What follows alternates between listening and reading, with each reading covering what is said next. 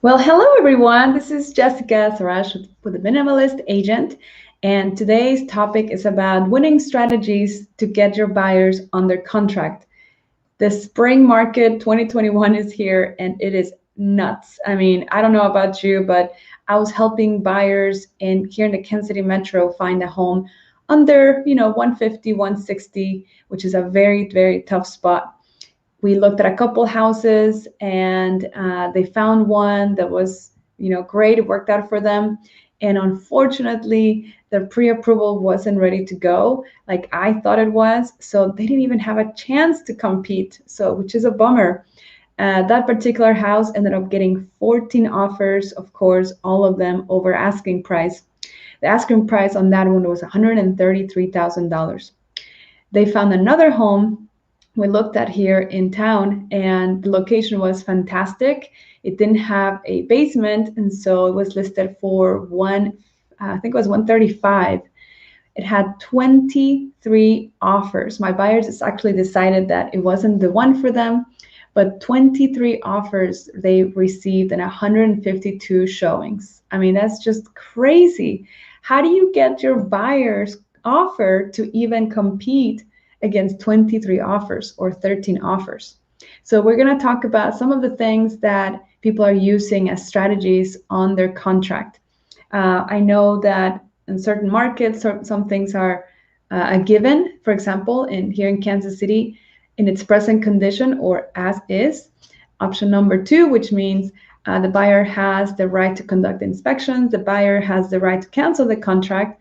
However, the seller is making no repairs. That is a normal term in today's market.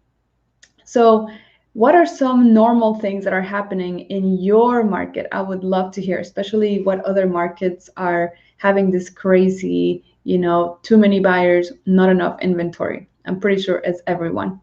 Now, another thing that is a strategy for you to use on your contracts is sometimes sellers are listing their houses and they don't have a house to where to move to. And so a contingency upon the seller finding a home is a form that it allows the seller to say, hey, if I cannot find a house, then I will not sell my house. It's a very risky strategy for your buyer. However, if your buyer has the flexibility and would like to continue looking just in case, then it's a great way to get your contract to even be seen or considered. Another one is flexible closing. So a lot of things with new construction are getting pushed, a month, 30, 60, 90 days or more. So flexibility in closing from your buyer standpoint is also would be very helpful. Again, your buyers should have the flexibility to move out of wherever they're living. So I had buyers that were living with family, and so they had the flexibility to stick around until they found the home. But you have buyers who are leasing, and their contracts may be coming to an end, and so it's important to have those conversations with your buyers. Another strategy is occupancy post closing, or leasing back the property to the seller. This one, again, there's a form we have here in Kansas City that spells everything out. Of course, the seller should maintain the home the way it was last seen at the time of closing. Otherwise, they're responsible for repairs and things like that. It's a little risky for the buyer because you don't know if the seller would be responsible enough and caring enough to really take care and maintain the home until they move out. But again, talk to your buyer, talk about the risk and the reward.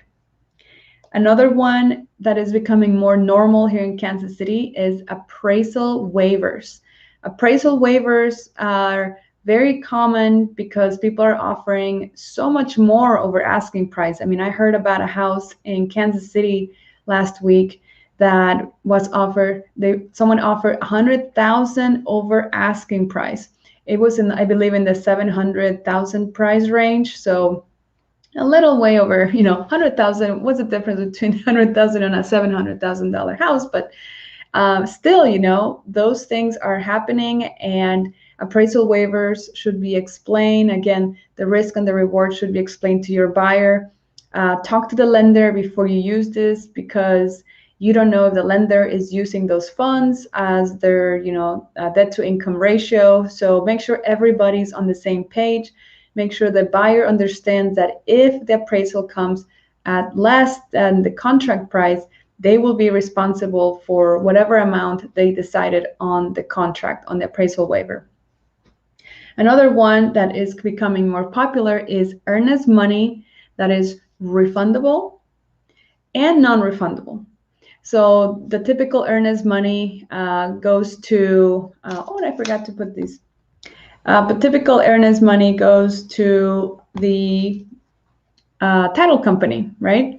And so what happens is the buyer, if they happen to cancel the contract, well, on the contract here in Kansas City, it says that it is up to the buyer and seller to agree on how the earnest money is disclosed. On non-refundable, though, it's paid directly to the seller. It can be cashed immediately, and even if the buyer, cancels the contract, the seller doesn't have to return that non-refundable earnest money. So it's a great strategy. Again, make sure you explain this to your buyer so they know what to expect. Remember, we set the expectations as the real estate agent professionals that we are, and then they can just decide what's best for them. So earnest money, it's another great way to get your buyer to compete on 14, 23 offers on a single home. So let's go back and talk about all the things that we talked about. So contingent upon a seller purchasing a home. That is a way that you can really put your buyer's foot forward. Another one is appraisal waiver. We talked about the risk and the reward on that. Occupancy post-closing. Make sure that your buyer has the flexibility to do that. In its present condition or as is, make sure the buyer has a handyman nearby or understands the risk and the reward of still doing inspections, but knowing that the seller will not be responsible for any repairs.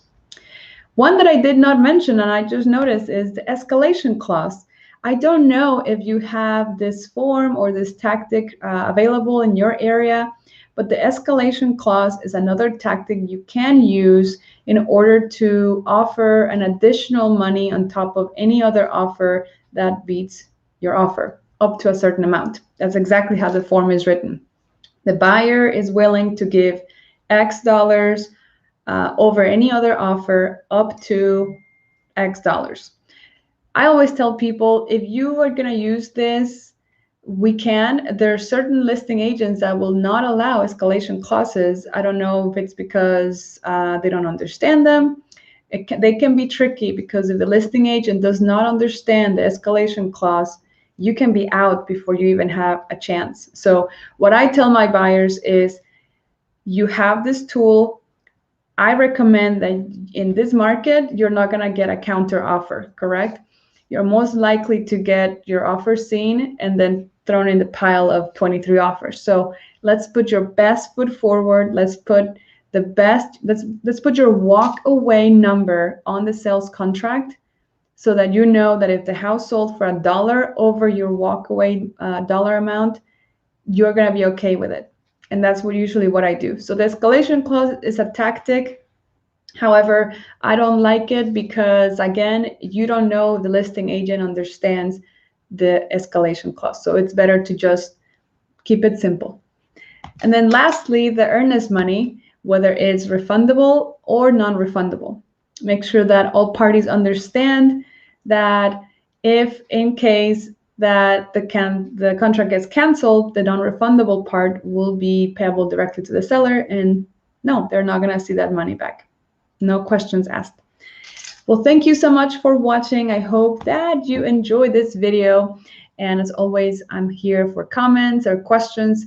Again, put in the comments what strategies are becoming normal in your market, and tell me what market you're in. I would love to send you referrals, and I would love to get your referrals here in Kansas City area. Let me know what other topics you would love to hear and understand, and make sure you subscribe to the YouTube channel or you follow me on Facebook. Thank you so much, guys. Instagram, minimalist_agent. Have a great day.